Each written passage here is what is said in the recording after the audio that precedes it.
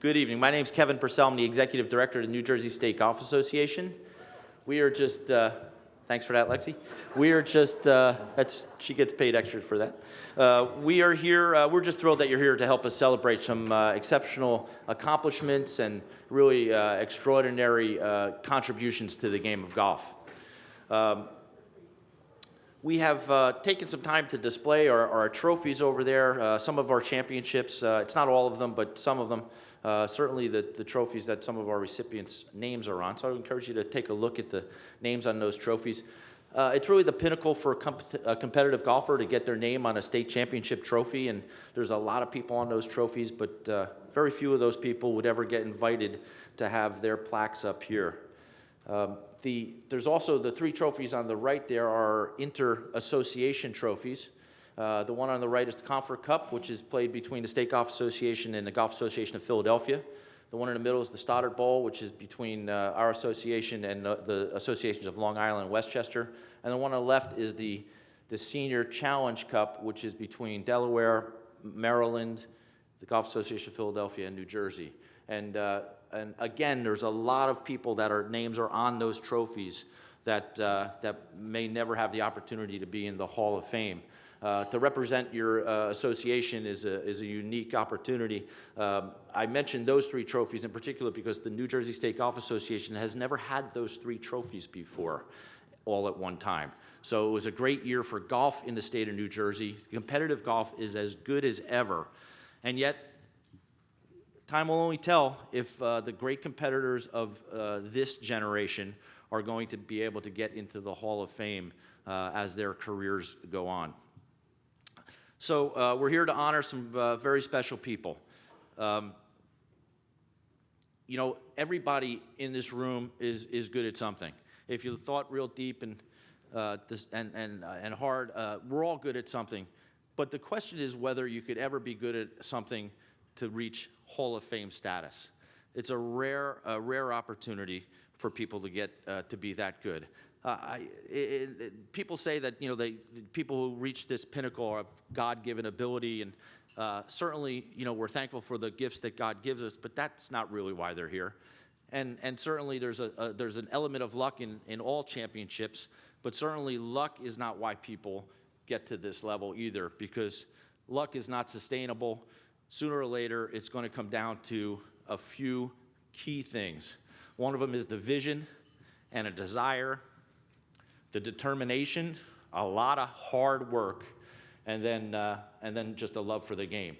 So tonight we're going to celebrate a few people who had that vision and that determination, both some contributors to the game and some great players.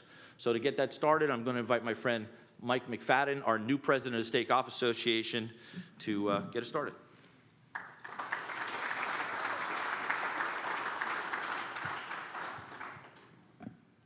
Thank you, everyone, for coming. Very briefly, I was just announced as the president of the New Jersey State Golf Association. I just got promoted, Kevin. I got another job.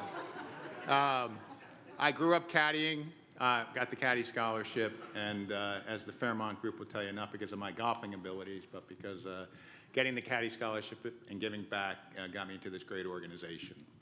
So with that, I'll get started. It's a special night to celebrate. The Hall of Fame, to honor those who have contributed to the rich history and tradition of golf in the state of New Jersey. The Hall of Fame will recognize, honor, and perpetuate the achievements of those individuals who have made outstanding contributions to the game of golf in New Jersey and have helped bring recognition, honor, distinction, and excellence to New Jersey golf. This will be our fourth class. I'm going to leave the speeches and introducing the inductees to some other individuals, but I do have a couple quick shout-outs. In our first class, 2018, was Mr. Bob Hausen, who is here.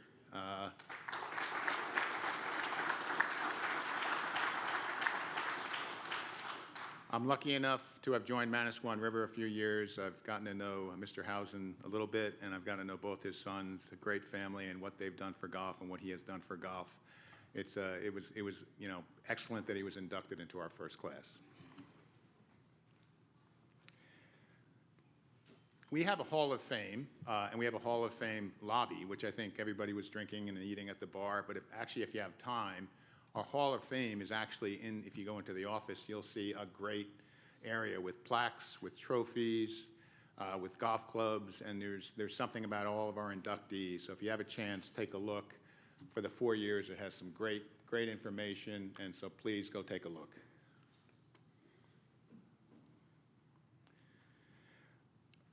Our first class was 2018. We had 16 members, distinguished careers in golf as players or contributors. As Kevin said, it's not just the players, but anybody doing something great for the game of golf. First year was a large class because obviously it was representing all aspects of the game to set the tone of inclusion for the Hall of Fame for years to come. My second shout out specifically, I was on the board for probably about the past 10 years or so. Kevin, who is now our executive director and who's running the show tonight, was on the board with me. It was Kevin's idea, and it was Kevin working hard, and it was his vision that brought the Hall of Fame to New Jersey golf. So I wanted to thank Kevin for helping us get to this program.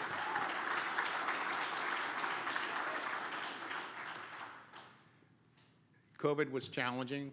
It was a tough 2020. But we now, for that reason, in some ways, a silver lining, we get to honor 2 classes tonight. We have the class of 2020 and the 2021. I do have to do, again, I'm going to leave the introductions to others, but one more shout out. I was also at Fairmount for many years, and I got to know Al Small. Al, you know, what can I say? Not only a great golfer, he would play with anybody, including myself, and no matter what the handicap, you know, he treated everybody the same. He was a leader. He helped, you know, veterans. He helped kids. He ran the MGA as the president for a couple of years. He was the coach of the Seton Hall golf team, and I feel pretty honored to be able to be the president the year that we induct Al Small to the Hall of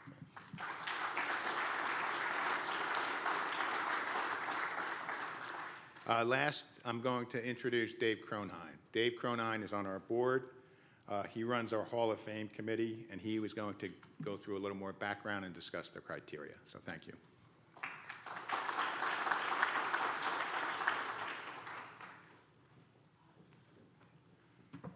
Promised Kevin I'd keep it to 45 minutes or less. Everybody likes hearing the rules, but I do think it's important to take a moment to note that this is a Hall of Fame that is very democratic. When we founded the Hall of Fame back in 2018, we included an open nomination process as a key component of the Hall of Fame. And as a result, I would encourage all of you to take some time and to nominate people that you believe are deserving to the Hall of Fame. I can tell you from sitting in all those board meetings, we really do go through the nominations, and we read them and we discuss them, and the public oftentimes nominates people that we may have overlooked. So please take a moment and after this, think through if you have someone you think would be deserving of inclusion. The criteria for inclusion in the Hall of Fame are pretty straightforward. You must have made an extraordinary, remarkable contribution to or an impact on the game of golf in the state of New Jersey. And we have a couple of different categories in which you might have done that. As a player, an amateur or professional, a club professional, a superintendent, architect, golf industry participant, or other person involved in the state of golf, or the game of golf in the state of New Jersey. And so that's the contribution part. And the second prong is that you have to have a strong connection to the state of New Jersey by being a resident or living here for a period of time, holding yourself out as a member of a New Jersey club during your period of accomplishment. With that, those are the ground rules for admission to the Hall of Fame. I'll turn it over to back to Kevin.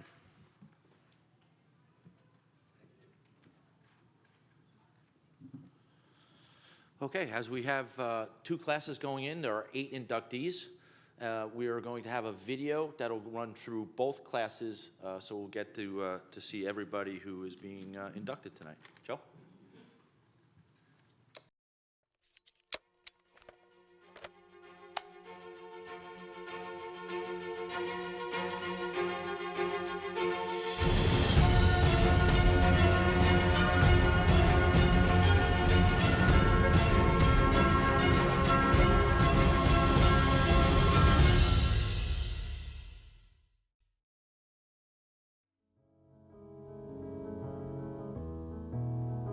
In 1904, Leighton Calkins, a former member of the USGA Executive Committee, developed the first handicap system for golf in the United States.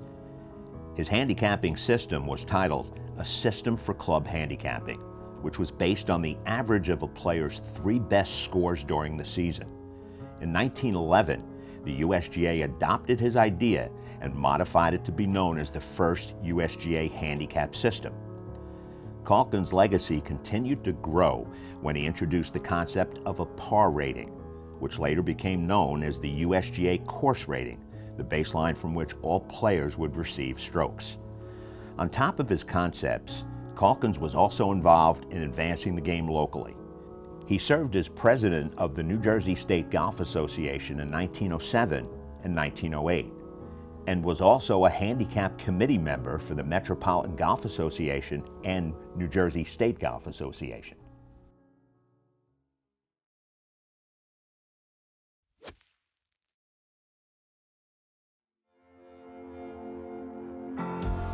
One record that still holds true today is held by none other than John Mcdermott.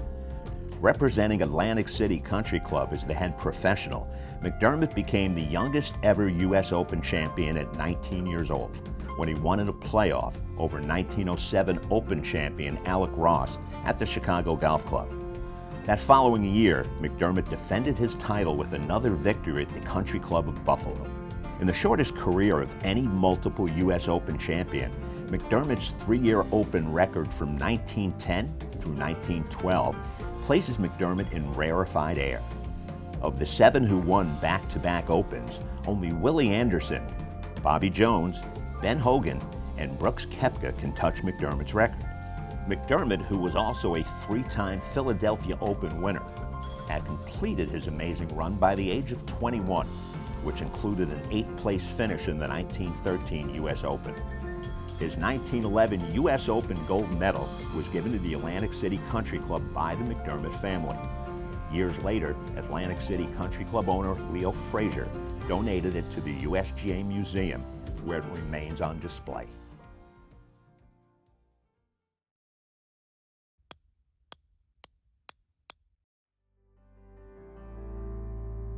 The one constant in the countless newspaper clippings regarding the successful golf career of Mike Seton, one of the finest and most accomplished amateur golfers in New Jersey during the mid-20th century, is the reference to his job. Included in those articles, usually within the first or second paragraph, were phrases such as Montclair mailman, letter carrier, and post office employee. In response, Seton, a longtime U.S. Postal Service employee, delivered with numerous triumphs in a career that spanned 5 decades. Beginning with the New Jersey State Golf Association Caddy Championship in 1922 at age 17, and highlighted by the U.S. Senior Amateur Championship in 1960, a year where he also won the NJSGA and MGA Senior Amateur Championships. Seton claimed victories across the area and was runner-up 4 times at the NJSGA Amateur and had a 2nd-place finish at the 1944 NJSGA Open. A member of 6 winning Stoddard Trophy teams, the Montclair mailman also earned victories in over a dozen NJSGA championships, rightfully earning him a spot amongst New Jersey's golf's best.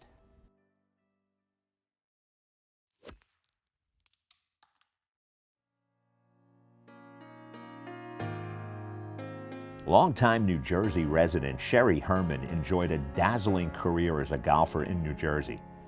The peak of Herman's career came in 2009, where she bested a field of the nation's best at the U.S. Senior Women's Amateur. That victory, which she exclaimed was a dream come true, put her in exclusive company. Herman, a 4-time Women's Metropolitan Golf Association Player of the Year, had success at numerous events locally. Herman claimed 5 NJSGA Women's Amateur Championships, 4 of which occurred in consecutive years, making her the only woman in history to do so. She also finished atop at the 2008 NJSGA Women's Senior Championship and 2 NJSGA 4-ball championships with Helen Bernstein in 2014 and 2016.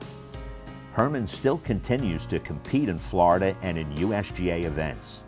She has 32 appearances in USGA championships, and that number continues to grow.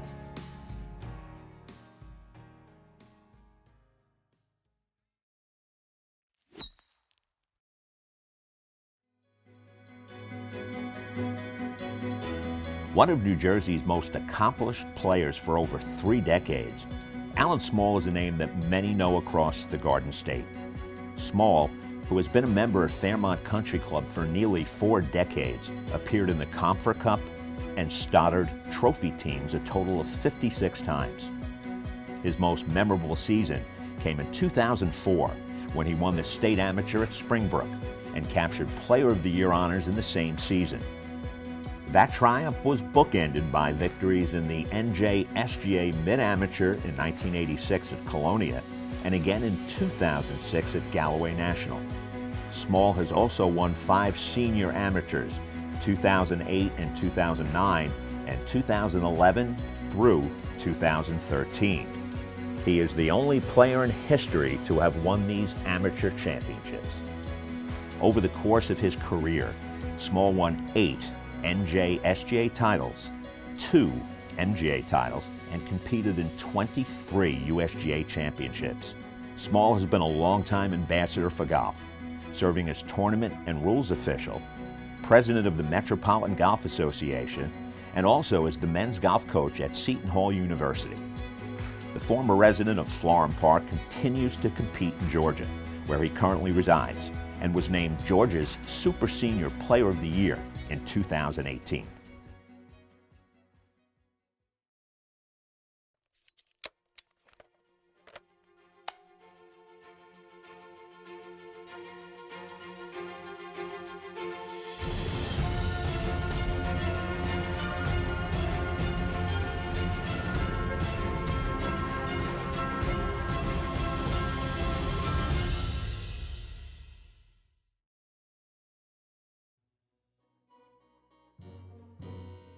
If there ever existed a Hall of Fame for preparation, Marge Mason of the Ridgewood Country Club would surely be a member. Mason, whose practice regimen was legendary, had her efforts rewarded when she reached the pinnacle of her career in winning the 1967 U.S. Senior Women's Championship at Atlantic City Country Club. Mason played 6 times in the U.S. Senior Women's Amateur, including a victory in her first try. She was 3rd in 1968, tied for 3rd in 1969, tied for 11th in 1970, tied for 17th in 1972, and tied for 21st in 1973. Mason was the winner of 6 NJSGA Women's Amateur Championships in 3 different decades and won the Women's Metropolitan Golf Association Amateur Championship twice. Ann Beard, former president of the Garden State Women's Golf Association, said, "Marge put a lot of time into practicing. She had an outstanding short game. She was a great chipper and putter, and she loved to compete."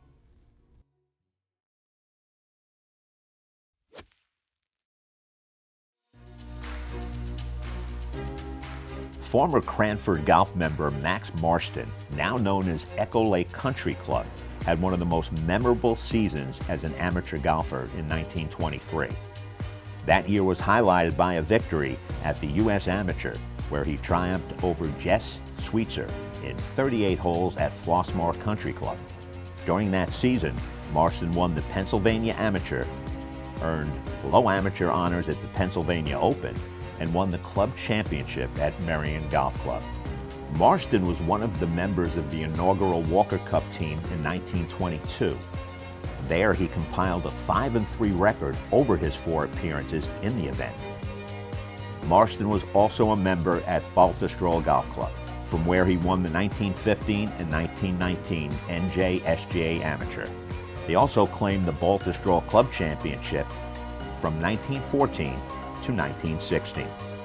Today, the Golf Association of Philadelphia honors this 3-time Pennsylvania amateur winner with its 55 and over tournament, the Marston Cup.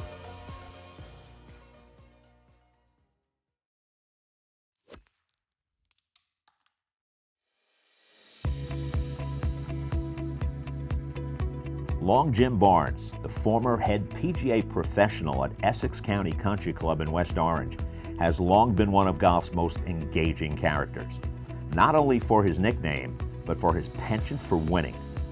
The Englishman won 22 times on the PGA Tour, including 4 titles in today's majors. He was also named as one of the 12 inaugural members of the PGA of America's Hall of Fame. Barnes' triumph in the 1921 U.S. Open at Maryland's Columbia Country Club was his career highlight. He won that title by a stunning 9 strokes. Barnes was the first player to win 3 legs of the current 4 majors, and today is among elite company as one of only 12 to accomplish the feat. By the time Barnes in 1939 became the 5th professional to work at Essex County Country Club, one of the oldest clubs in America, he had already made a significant impact on the sport. At age 53, he became the oldest winner of the NJSGA Open, a record that is still held today. Considered his last important triumph, it occurred at the now defunct Yanticott Country Club in Nutley, where he defeated 2-time defending champion Johnny Kinder by 3 strokes. Barnes passed away in East Orange in 1966 at the age of 80, but his legacy grew after.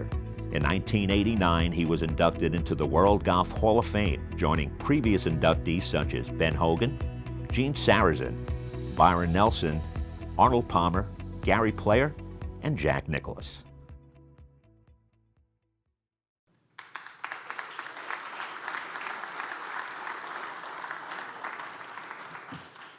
Some great accomplishments there. There are of the 8 members of the 8 members of the 2 classes that are getting inducted tonight. 6 of them are being inducted posthumously. Some of them have some family members or friends in the room here today. We'd like to mention each of their names and put a slide up of their accomplishments, but not all of them do have family members. But there may be a family member who comes up to actually accept the award for some of them. So Leighton Calkins. Leighton Calkins award is going to be given to the Plainfield Country Club, where they can hang it with pride, as Leighton was a member of that club in the early 1900s. Mike Seton. Mike Seton's accomplishments, you can see they're up there. There are many of them. I asked A.J. Restaino, Mike's great nephew, to come up and receive the award for his great uncle.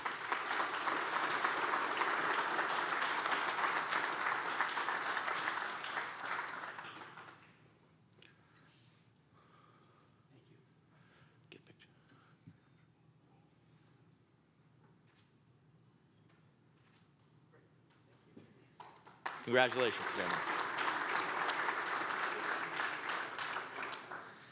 John Mcdermott. John was the head golf professional at the Atlantic City Country Club, and I'm going to invite both Doug Frazier and John Burns to accept the award on John McDermott's behalf.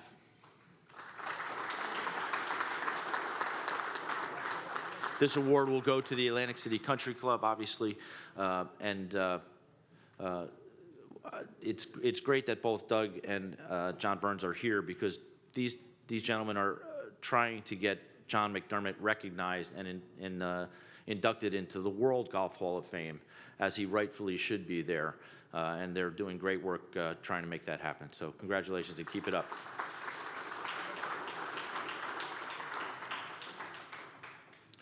The 3 inductees for the class of 2021 are all posthumously, and there's no one in the room. But Jim Barnes, the award will go to the Essex County Country Club. Jim Barnes, as the video said, was part of the original induction into the World Golf Hall of Fame, the inaugural class.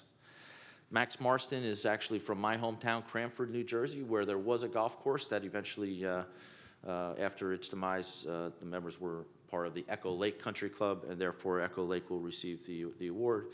And Marge Mason of the Ridgewood Country Club will, the award will go to the Ridgewood Country Club, so that they can display it there.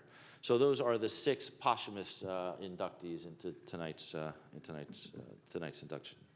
The there's great honor to have two inductees that are here with us today. And the first will be Sherry Herman.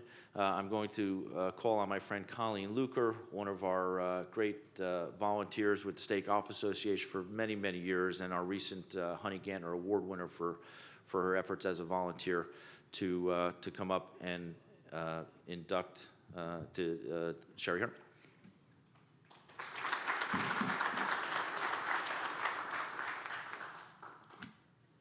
Hello.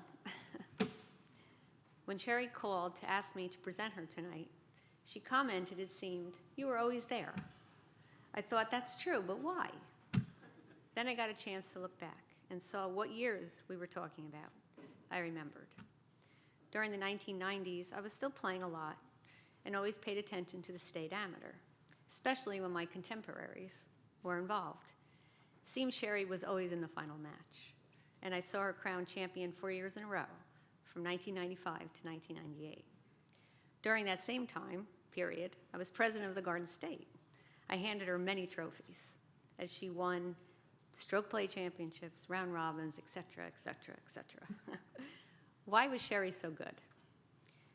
Watching her play was one thing, but I partnered with her at Spring Lake in 1999 in a Pinehurst. It was something. I was more than apprehensive on the first tee because I knew my shots were pretty weak at this point. After teeing off on the par 4, I walked to her tee ball, stopped, looked, and said, "Oh my, the green was like right there."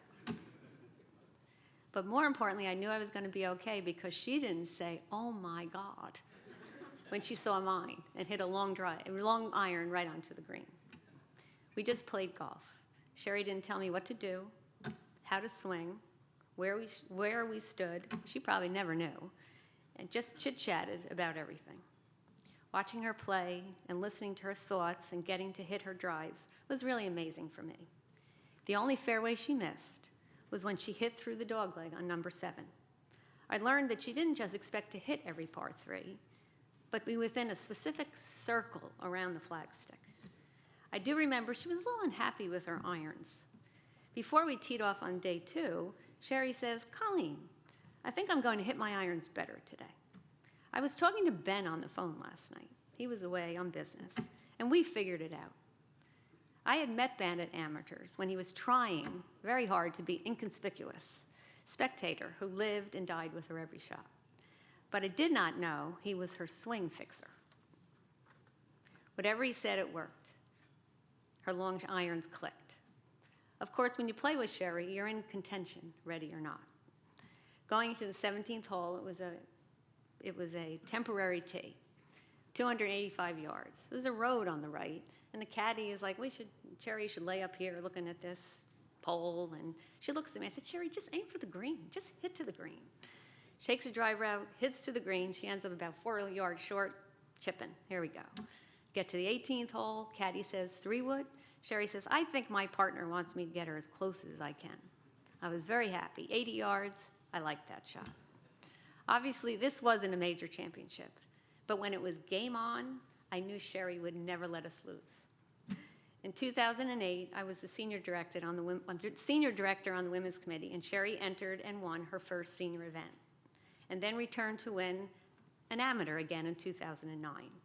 Her reasoning to get ready for the big championship in October, the USGA Senior Women's Amateur Championship, where she won the most beautiful trophy I've ever seen.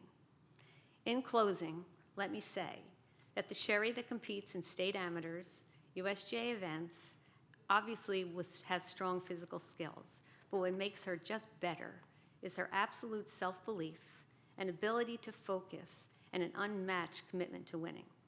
That is why she has been successful at every level and is now entering the New Jersey Golf Hall of Fame.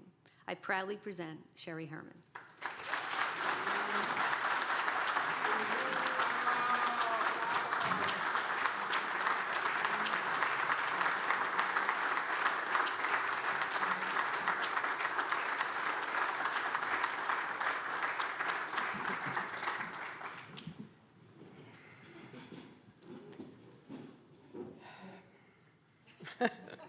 Staying there all night. So first, I want to thank each of you who are here tonight. This past year plus has been challenging for everyone, to say the least.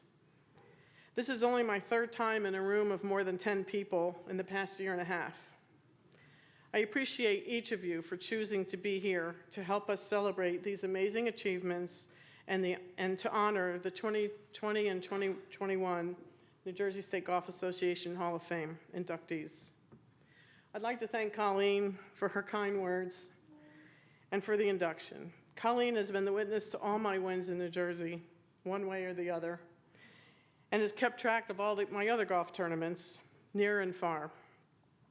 No matter where they were, she is a very special person. I've always looked up to her and to her for her level-headedness and her great comments. It always brought a smile to my face. She is the first person that popped into my head when I was asked for someone to induct me. And thank you very much for doing that tonight. And also, congratulations on the Honey Gartner Award for volunteerism with the New Jersey State Golf Association. It's really awesome and amazing. I also want to congratulate the fellow inductees. I am beyond honored to be included with these wonderful competitors and contributors to the great game of golf.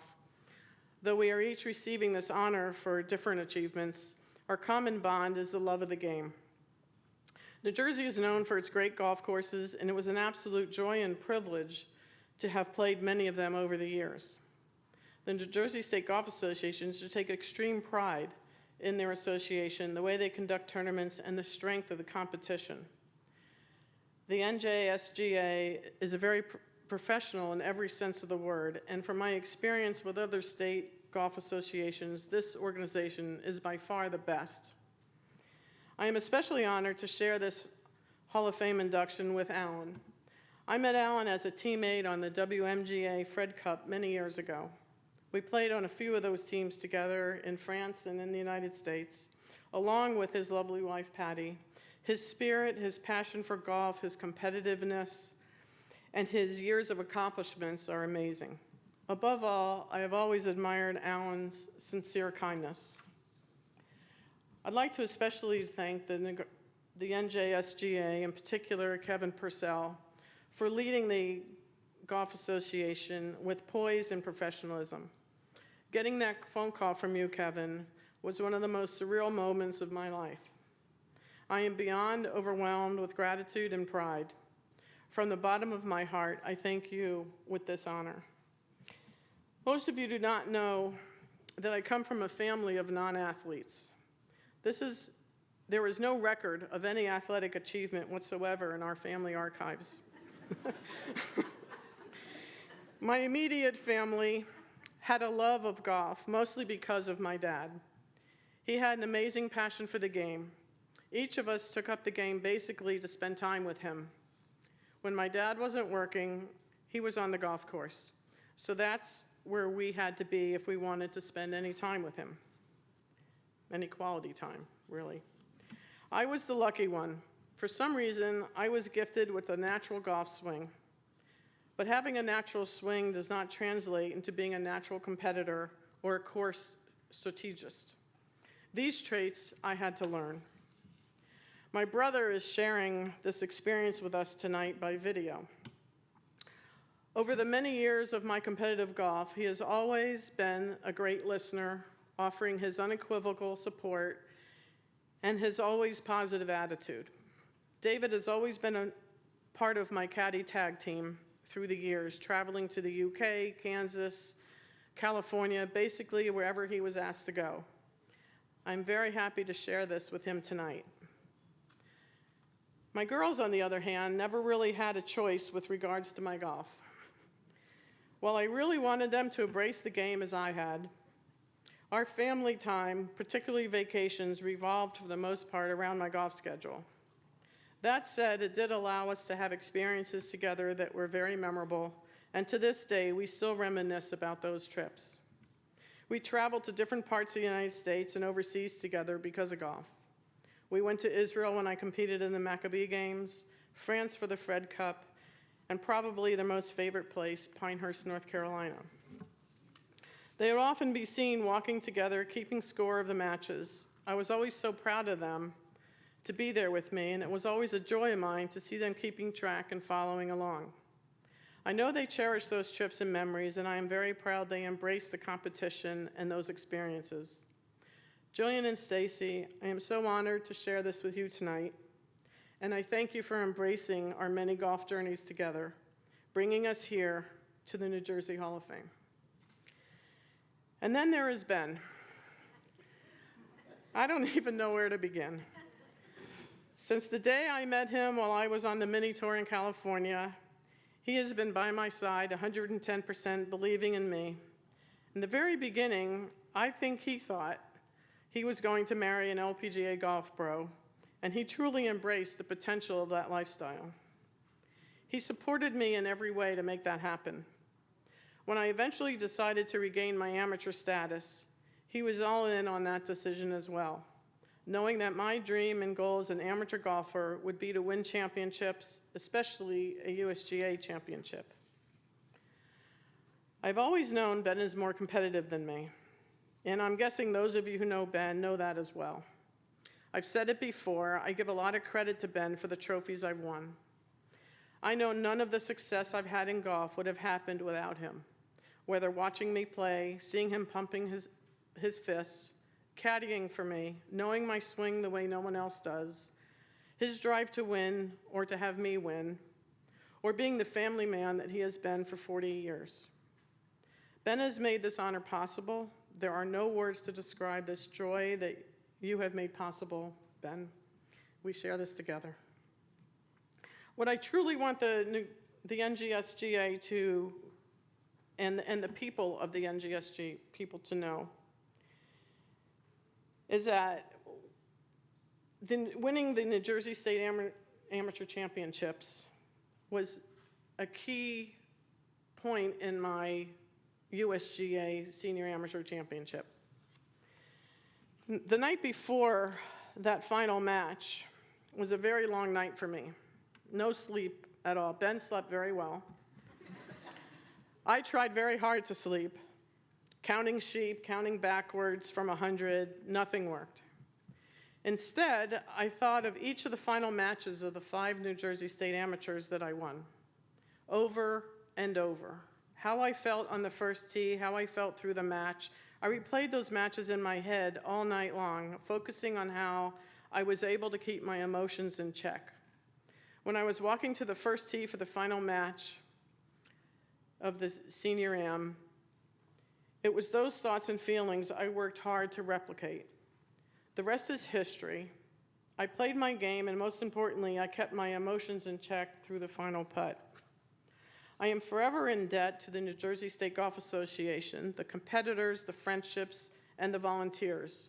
You made my championships possible. I am so proud of each of you. Words cannot properly express how honored I am to be inducted into the Hall of Fame. I never imagined this great honor would happen to me. I am so grateful to share this night with my family and friends and my fellow inductees and their families. An enormous thank you to Kevin and the entire New Jersey State Golf Association.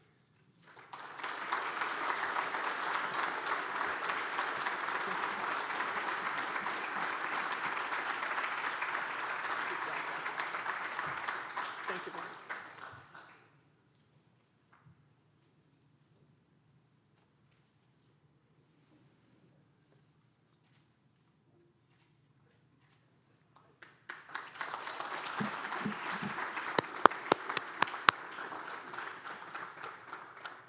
Congratulations, Sherry. Well deserved. Our next order of business is to induct Alan Small into the Hall of Fame, and I'm calling on Ned Steiner, Alan's good friend, to come and introduce him.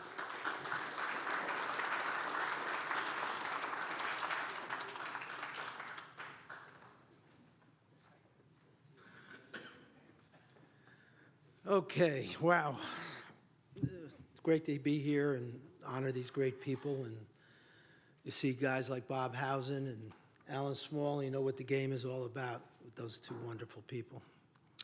So I'm going to repeat some of the accomplishments of Al. I'm not going to give them all out because everybody's heard them already, but I'll go through a few. I'm so thrilled to be introducing Al Small in the induction of the Jersey State Golf Hall of Fame. I'm not going to list all of Al's victories. I have an appointment on Friday that I can't miss, and I certainly wouldn't be done reading all of his accomplishments.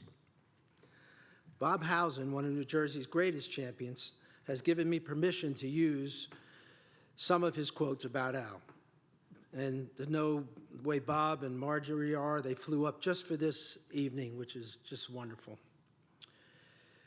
Through all Alan's victories, the honors and achievements, Alan Small of Fairmont, the only player to win the New Jersey State Amateur, Mid-Amateur, and Senior Amateur Championship, is a people person. Quoting Al, "I can look back on the tournaments, wins, and accomplishments, and all the crystal and silver stuff that he calls it, but the most important thing to me is the relationships and the things I've been able to accomplish on the administrative side with the NJSGA, the Met, and the First Tee." Besides Al's playing career, which you've already heard, Al was a coach at Seton Hall University from 1990 to 96. He won a Coach of the Year award. And keep in mind, while Alan was doing all his volunteering and mentoring young men and women, he was winning a lot of tournaments. A few of Alan's other achievements, besides the Jersey State Golf Association titles, are 2 MGA Senior Championships. Unbelievable, he has appeared in 56 Comfort Cups and Stoddard Cup trophy events. Unbelievable, he played in 23 USGA championships, and he did most of them and later in life. He's now a resident of Savannah, Georgia, and was named Georgia State Golf Super Senior of the Year in 2018. He also is the golf coach at Savannah Country Day, a top prep school in the state. So he's still doing this great volunteer for children and men and women. Quoting Al, "Bob Hausen was certainly my mentor and told me I would win an amateur. I watched him, how he took care of business, how he focused, and how he managed his game in the golf course and how he grinded. I thought of him when I won the amateur. Alan represents the best in golf and the best in life. He is the antithesis of the statement that nice guys finish last," said Bob Hausen, 6-time winner of the State Golf Association Amateur. Alan and his wife, Patty, have been special team all these years. Alan is a husband, a father, a grandfather, a friend to all, and mostly importantly, he's a giver, having donated a lot of his time as a college coach, president of the Met, and he's so well-deserving of a place in the Jersey Hall of Fame, Bob said, Bob Hausen. Alan also relished golf trips overseas. He's a member of the R&A and plans to go to Scotland many more times as possible. Personally, I would like to add that I have spent time with the Smalls in Scotland and saw in person the real talent he had, his wife, Patty. A wonderful wife, mother, and a seasoned veteran as a caddy. No chance Al would have won all these titles without Mrs. Small in the bag. I tried to lure her away a few times on the old course, and she immediately waved me away because I would hit it in the rough, and she doesn't go in the rough for the golf ball. She has Al all the time. To quote Al, "I feel my greatest joy in life is spent giving back to this great game," and we all know he has accomplished that. That's it.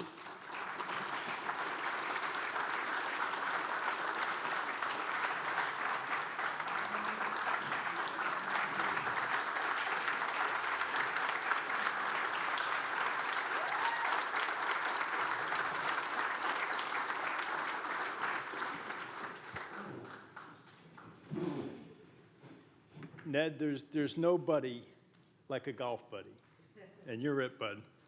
And Sherry, it's a real honor and pleasure to go in with you. We go back a long ways, and winning a national championship, I never sniffed it. And congratulations on a great golf career, and it's a pleasure to have known you and to serve the game together. How awesome is this? And then, after all this that we've been through, to have us all together, I mean, we could have had more people, but just to get us all out together, I mean, it's definitely special. So the New Jersey State Golf Association has been a big part of my life for more than 40 years. and I've taken great pleasure in watching the association grow over the years. It's been a pleasure, and I go back to Carol Rhodes and Arthur Lynch. Carol Rhodes is the executive director of my first New Jersey Amateur, and Arthur Lynch was a wonderful tournament director. And they sort of set the stage, and Carol brought handicapping to the association, which was so important for the financial success. And then there's the very long and very successful Steve Fail era. Where's Stephen? Did he go home already? That son of a gun. Well, someday he's going to be up here. And so certainly one of Stephen's big accomplishments was part of the team that brought the association from the house in Bloomfield to this beautiful building. And he did a great job over the years. And then now we have the Kevin Purcell era. And I know Kevin and I, we played a practice round together at my first New Jersey Amateur with Big Jerry, his brother. And if he would have told us at that time that, down the road, Kevin, you would be executive director, I would go in the Hall of Fame, and that very same year, you would be Player of the Year, we would have laughed at you. Pretty crazy stuff. So, I've been very blessed to be able to play in a lot of golf tournaments, and even more blessed to have won some. But for me, as Ned has said, it's all about friendships and relationships. And as I look around this room, it all started with rules officials. Always happy to see you, always a smile.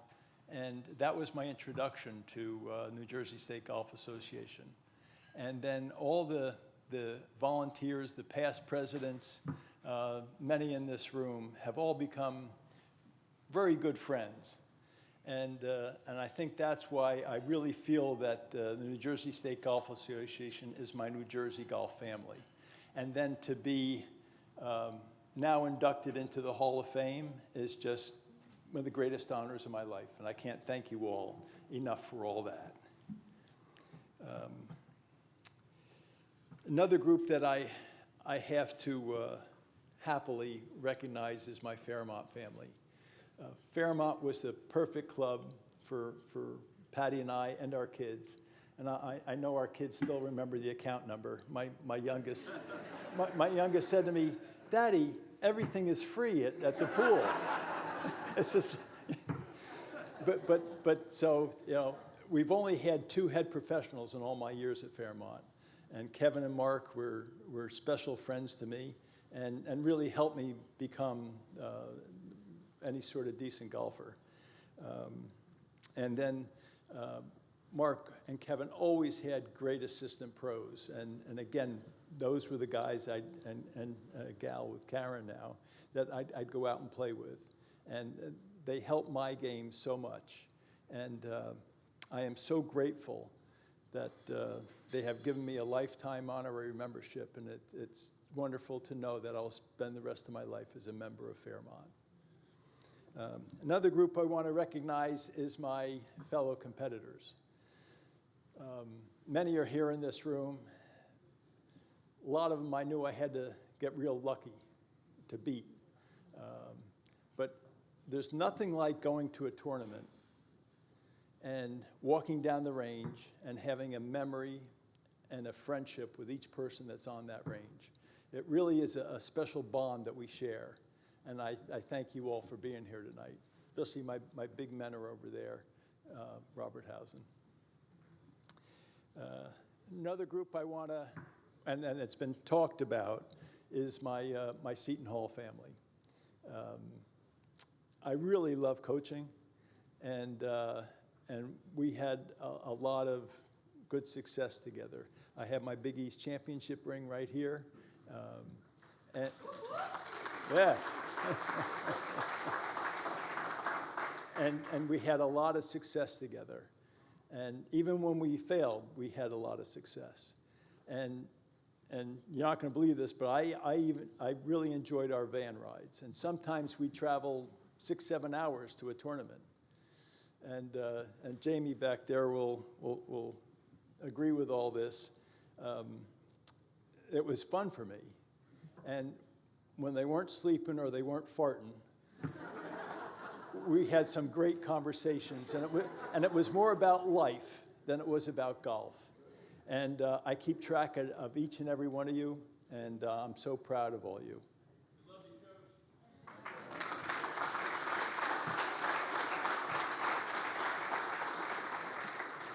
Then there's my MGA family. They have had such an impact on me. And I'm so thankful that they put me in a position where I could satisfy my great desire to give back to the game. All our programs for junior golf, the First Tee, Caddy Academies, our GolfWorks student intern program, all were just a great way to give back. And there's one thing I'd like to share with you, and it comes in this reflection on, and when you become a silver person, older, that winning all the stuff, the trophies and the plaques and clocks and all that stuff is great, and it sort of validates all your hard work. But the most fulfilling thing I've done in my life, and my golf life, has been sharing this great game with others. And it's amazing how much joy that still gives me today. And it's just such a great feeling. And lastly, I know we're getting near dessert time. My family, and also known as my caddies. So Josh got me to my first U.S. Amateur, and then allowed me to take the time to give back to the game through work. Jess was the smart one. She didn't get involved with it at all. And then Ash and Ryan, who are over in Germany now, each had time on the bag, and we had just so many great memories on the course. And then my buddy over there, Richard Distelrath, he was on the bag for a lot of my special moments. Most notably the '04 New Jersey Amateur, coming off artificial knees and all that. And we had a lot of success. And U.S. Senior Ams, U.S. Senior Opens, U.S. Amateurs together. And I thank you, Richard. We even coached Seton Hall together. And then there's my grandson, Jake. He wasn't old enough to caddy for me in any of my big wins. We have a picture of him sitting in the U.S. Amateur trophy when he was, a couple months old. But I certainly hope that I get to caddy for him someday in a competition. And now the hard part, my queen. I can't look at you. She's been by my side for more than 55 years. She is me and I am her.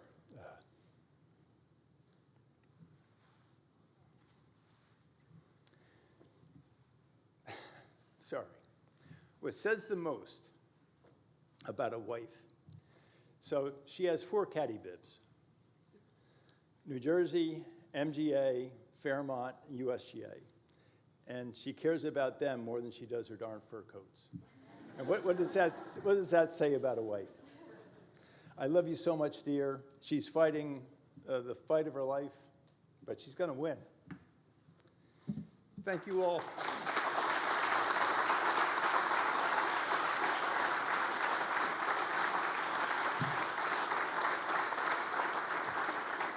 Thank you all so much for coming out and being part of this great honor, and may God bless us all. Thank you so much.